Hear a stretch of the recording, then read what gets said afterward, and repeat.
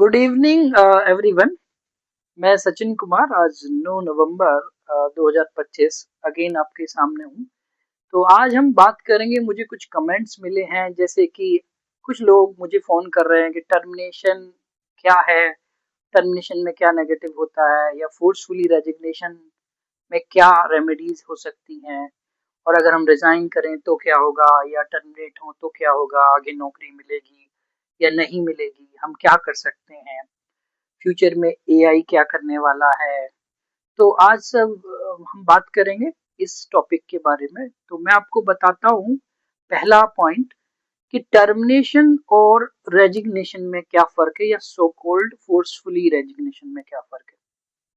तो labour law क्या कहता है कि वर्कमैनशिप के अंदर, अगर वर्कमैनशिप क्या है, हम जो जितने भी लोग काम कर रहे हैं आईटी में या नॉन आईटी में, हम लोग वर्कमैनशिप के अंदर आते हैं। वर्कमैनशिप का मतलब क्या होता है, अगर किसी भी कंपनी में, चाहे वो टीसीएस हो, आईबीएम हो, इन्फोसिस हो, या कोई भी कंपनी हो, या छोटी नॉन ब्रांडेड कंपनी हो, वहां पर अगर हमारा डेजिग्नेशन फायरिंग और हायरिंग में इन्वॉल्व नहीं है, मींस हम लोग एचआर पोजीशन पे नहीं है जहां हमारे पास हायरिंग और फायरिंग की पावर हो, हम मैनेजमेंट का पार्ट नहीं है जहां हमारे पास हायरिंग और फायरिंग की पावर हो, तो हमें लेबर लॉ का वर्कमैनशिप एक्ट कवर्ड करता है।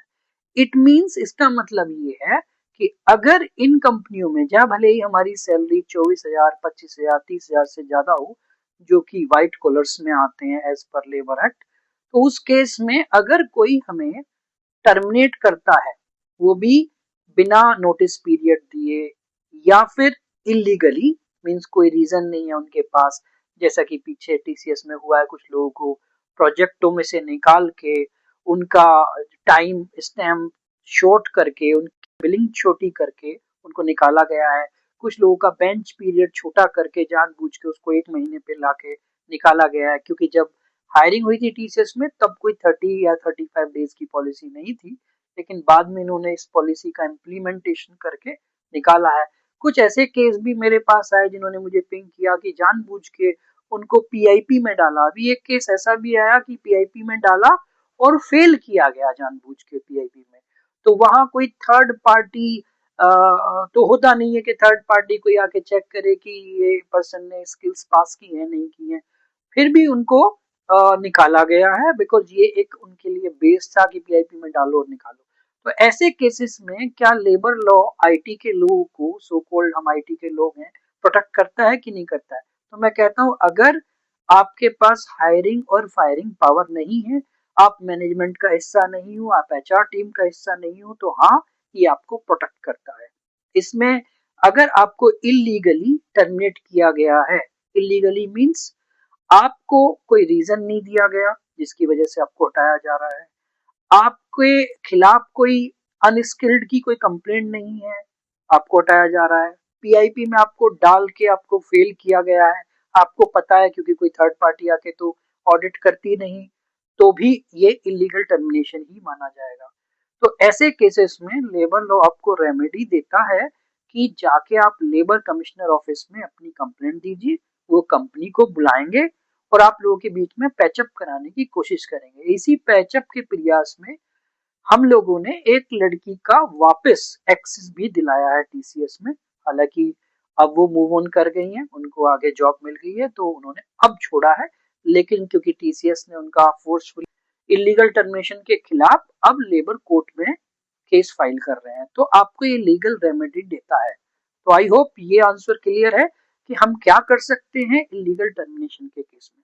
सेकंड पॉइंट, इलीगल टर्मिनेशन या टर्मिनेशन का जो भी केस है, उस केस में दोस्तों मैं आपको ये बताना चाहता हूँ कि कुछ भी ऐसा नेगेटिव कमेंट्स नहीं लिखा जा सकता एचआर टीम की तरफ से जिसकी वजह से आपको आगे जॉब ना मिले। आपके लेटर में, फुल एंड फाइनल में वो जानबूझ के कोई डिले नहीं कर सकते हैं। अगर वो ऐसा करते हैं तो अगेन आप लेबर कमिश्नर में उसकी कंप्लेंट कर सकते हैं।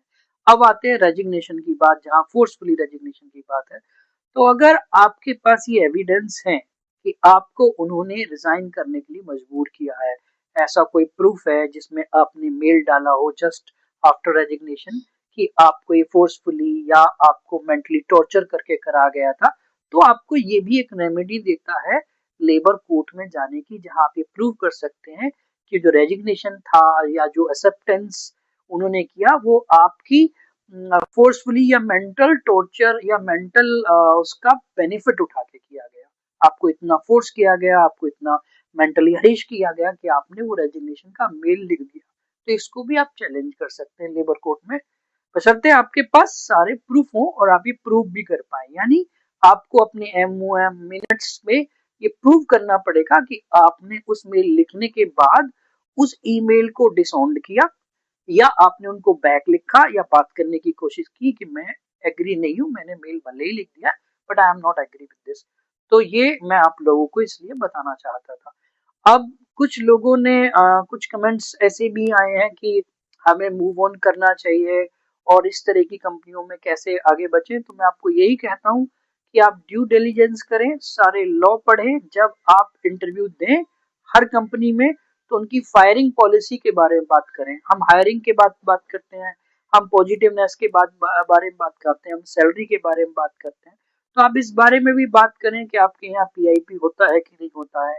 आप HR से पूछें कि आपके यहाँ बेंच पॉलिसी कितने दिन की होती है। आप उनसे ये भी पूछें अगर आपको हटाया जाएगा तो आपको क्या सेवरेंस पैकेज या अचानक से कोई मेडिकल क्लेम बीच में मिलेगा नहीं मिलेगा। तो ये आप पूछिए जिससे आपको क्लैरिटी रहे कि आपको क्या करना है। साथ में आपको ये बात और बताना चाहता हूँ, कुछ लोगों ने इस बात की भी कंप्लेंट की है कि उनको रिजाइन दिया गया या टर्मिनेट किया गया तो मेडिकल का क्या होगा। तो TCS में फिलहाल मेडिकल कंटिन्यू करने का कोई ऑप्शन नहीं है।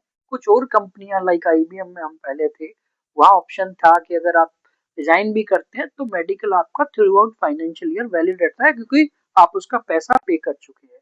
तो यहाँ भी हमारे पास एक रेमेडी है मेडिकल के मेडिकल के अगेंस्ट। अगर वो हमें मेडिकल नहीं दे रहा है एटलीस्ट 1 फाइनेंशियल ईयर, क्योंकि हमारा वो पैसा सैलरी में से काट चुके हैं, तो हम लेबर कोर्ट में जा सकते हैं और उनसे वो कंपनसेशन मांग सकते हैं, बिकॉज मेडिकल यहाँ TCS में बंद हो जाते हैं just after your last working day. So thank you guys for your comments. आपके कमेंट्स आते हैं तो उससे मुझे पता चलता है कि आपको किस टॉपिक पे किस चीज पे डिटेलिंग चाहिए। आप मुझे कमेंट बताइए, अपनी प्रॉब्लम बताइए, तो हम आपकी बातें सुनेंगे और कोशिश करेंगे आपको हेल्प कर सकें। रही लास्ट बात ये है कि मूव ऑन करना, तो आई होप आप सब लोग भी मूव ऑन कर चुके हैं। मैं खुद भी मूव ऑन कर चुका हूँ। मैं खुद एक छोटे से IT स्टार्टअप का हिस्सा बन रहा हूँ जहाँ मैं कोशिश कर रहा हूँ खुद अपना कुछ करने का। तो आप लोग भी करिए, जॉब भी सर्च करिए, मूव ऑन करिए, लेकिन इन चीजों के खिलाफ ना बोलना जो आज तक हमारे कोई इंडिया में नहीं बोला है वो भी सही नहीं होगा।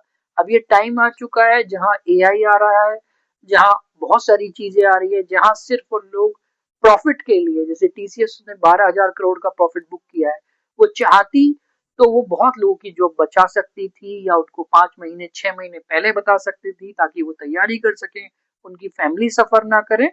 तो लेकिन उन्होंने ऐसा नहीं किया, उन्होंने लोगों को डायरेक्टली निकालना शुरू कर दिया। तो आप रेडी रहिए कि आगे भी ऐसा हो सकता है। तो IT के अलावा अगर अदर फील्ड्स हैं जैसे स्टार्टअप करना, ट्रेनिंग वाले एरिया में जाना, कंज्यूमर मार्केट में जाना, E-कॉमर्स खुद का बना के लेवल्स में जाना, तो आप other field like automobile engineering, electrical engineering, robotics, AI ML उसमें भी एक्सप्लोर करिए। कोशिश करिए आप अपने खुद के अगर बिजनेस कर सकें। सब लोग फैमिली वाइज थोड़े ठीक ही हैं अभी। भारत की जनसंख्या भी बढ़ रही है, लोगों का पर कैपिटा इनकम भी बढ़ा है कोविड के बाद। तो मैं यही सबसे कहूंगा कि मूव ऑन करिए और अपना खुद करने की कोशिश करिए। अगर आपको हमारी हेल्प चाहिए please connect to me directly. So इसी के साथ आज ये कहते हुए thank you for everyone for watching us. Keep commenting, keep telling us कि आपके साथ क्या हुआ है। We will take it forward. Thank you.